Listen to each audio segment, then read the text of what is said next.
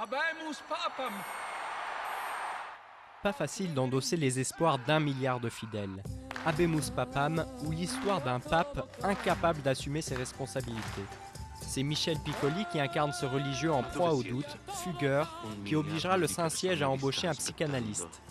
Le cinéaste italien Nanni Moretti jongle entre la comédie et le drame, entre le grotesque et le réalisme, et nous offre une plongée dans l'univers secret et clos du Vatican.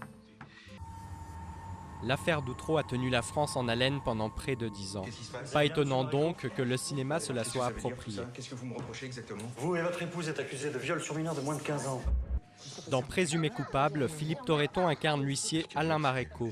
Arrêté en 2001 avec sa femme pour des actes de pédophilie qu'il n'a jamais commis, il vivra un long chemin de croix.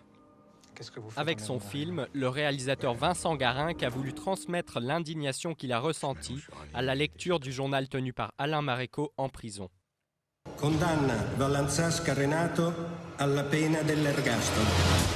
On le surnomme l'ange du mal. Renato Vallanzasca fait la une des journaux dans les années 70 en Italie. Chef d'un gang milanais, il tue, il vole, il enlève, mais devient malgré tout populaire grâce à son charme et à son humour. Le film repose en grande partie sur les épaules de l'acteur Kim Rossi Stewart.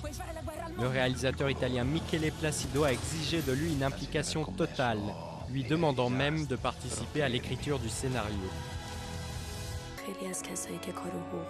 En Iran, réalisateur est un métier à risque. Mohammad Rasoulov peut en témoigner.